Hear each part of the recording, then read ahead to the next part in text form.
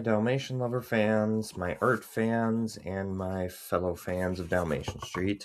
I'm 101 Dalmatian Lover, and I will finally be getting to Chapter 4 of the Red Badge of Courage today. It's taken a while, but I've been pushing it back because of Christmas break. So, without further ado, let's get into it. The troops of the 304th moved up to the edge of the grove. They crouched and pointed their guns towards the open field, where another regiment was under fire through the thick smoke covered everything. They could make out men running and shouting to each other. Screaming shells were whizzing into the grove, sending branches and leaves down on the heads of the regiment hidden there. The lieutenant out of the field was shot in the hand. He held it away from his body so the blood wouldn't drip onto his uniform. This gave the men of the 304th a chuckle.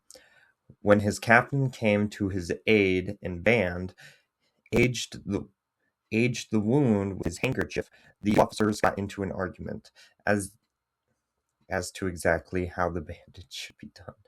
No, the bandage should be done this way. No, this way. No, bandage should be done this way. Come on, guys, it's bandage. Shut up. Officers, muttered Henry, more certain than ever that officers were stupid. He turned away from the officers and back to the troops under fire. Through the smoke and the flashes of gunfire, he spotted the regiment's battle flag flying towards him in the grove. Following the flag was a mob of screaming soldiers wildly fleeing the battle. Officers on horseback rode frantically among the deserting men, cursing and threatening them, striking them with their fists, kicking them with their legs, and beating them with their swords, all in a futile attempt to keep them on the battlefield. Go back, you cowards! Go back! Stay and fight! Fight like men! So we're stabbing them with our swords to get them to go back? I'm not sure that's very helpful. Just, come on, go back. Come on. Come on. Come on, you go back. Come on. Like, that's not helpful. You're just stabbing them. Pick up that gun and shoot. Shoot. But the stampede continued. The flag bearer was running toward the grove with the rest of the regiment. When a bullet hit him, he fell to the ground, taking the flag down with him. In the grove, the veteran troops on either side of the 304th Regiment began to jeer at the fleeing soldiers. What the devil you in such a hurry for? You run like a herd of cows. Oh, God. They're as raw as fresh fish. Henry looked up and down the line at the raw recruits in his own regiment as they stood in the safety of the trees, watching the wild retreat in front of them. Why are they all pale and shaken with horror, just like me, he thought.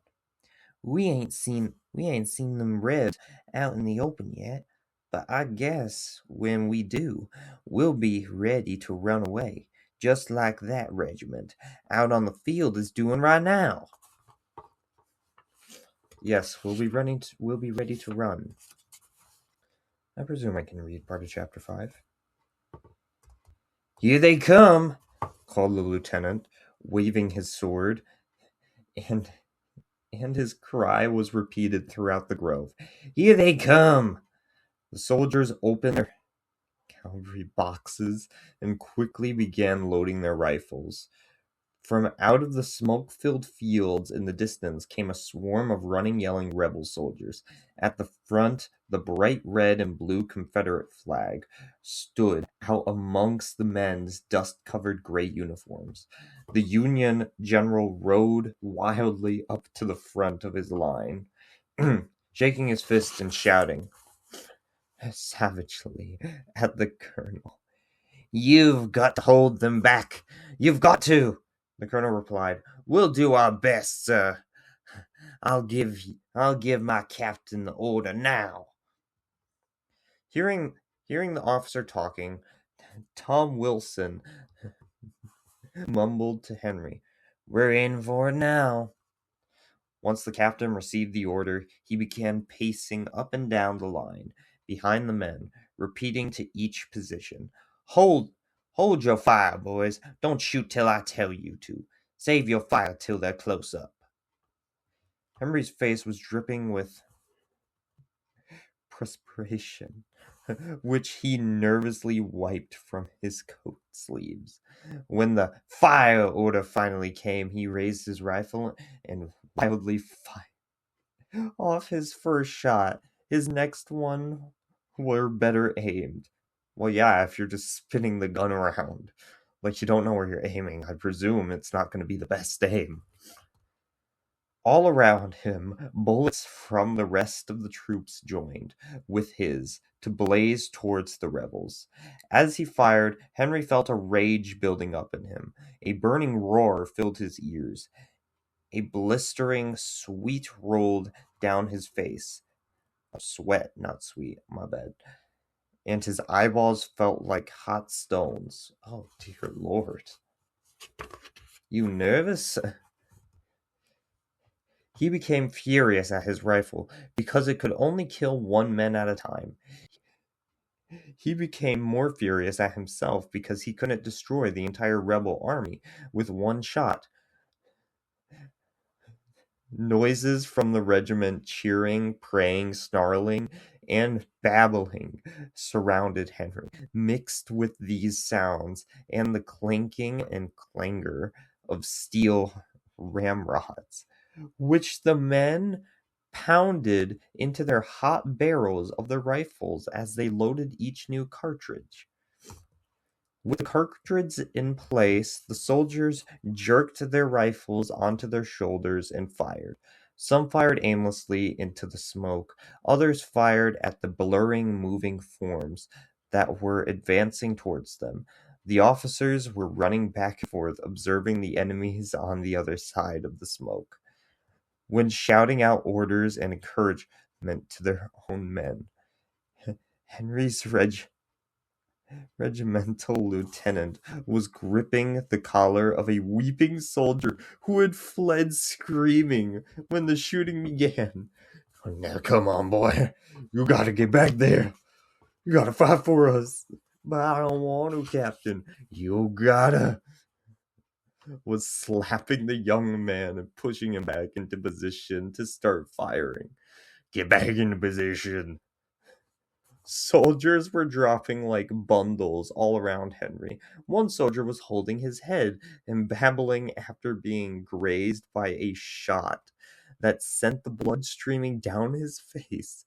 Another gripping at the bullet hole in his leg as he slid down to the ground.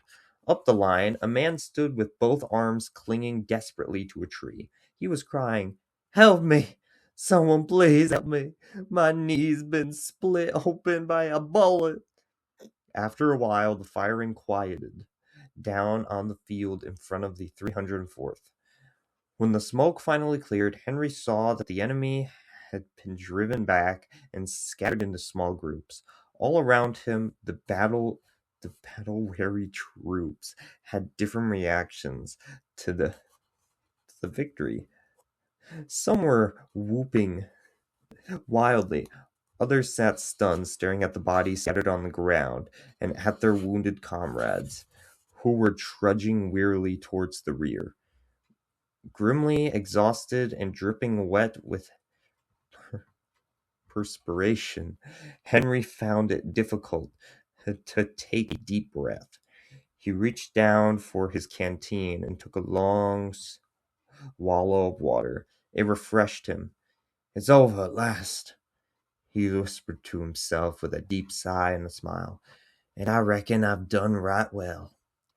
He stood up, filled with a new feeling of good will towards the comrades. "Sure is hot, ain't it?" he called to a nearby soldier who was stretching out on the grass.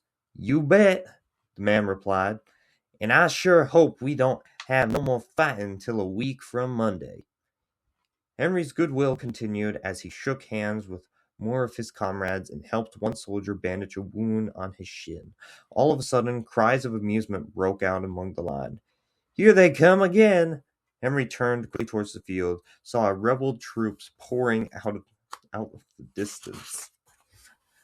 Woods with their flags bearing in the lead. Shells began exploding again in the trees and in the grass as the enemy approached. The men of the 304th moved their exhausted bodies swiftly, and their grimy faces showed just how discouraged they were.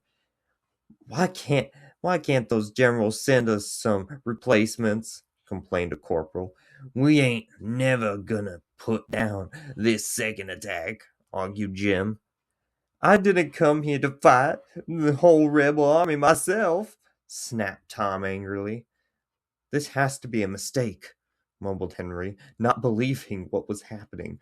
But the sheets of flames and clouds of smoke among the lines convinced him there was no mistake. The muscles in his arms and legs were numb. The nerves in his neck pounded, the blood into his head. If those enemy troops could attack again so soon, they have to be machines, not men. Henry lifted his rifle and began to shoot into the smoke. Each time the smoke cleared, he was able to see the rebels coming closer and closer. They're like attacking dragons coming to gobble me up. His comrades saw the same dragons. Men who had been shooting courageously suddenly threw down their rifles and fled from the battlefield. Over and over, these frightened troops rushed past Henry. They're running away, he gasped, running like scared rabbits. Then he added with horror, and they're leaving me behind. They're leaving me behind to fight the whole rebel army by myself. When that horrifying realization hit him, Henry gave a frightful yell. He jumped up, threw down his rifle, then sped off to the rear in great leaps. His hat flew off, and his unbuttoned coat flapped in the wind. His canteen swung out behind him, and the lid of his cartridge box bobbed wildly. He ran like a blind man, falling over rocks, banging into trees, hearing only the footsteps of the men running beside him, behind him, and in front of him. Officers tried to force the troops back to their positions, but it was no use. The shells screaming out their heads made the men run even faster. One shell exploded like lightning on the ground, directly in front of Henry, sending him flying headfirst into the dirt. Moments later, he sprang up and fled into the safety of some bushes.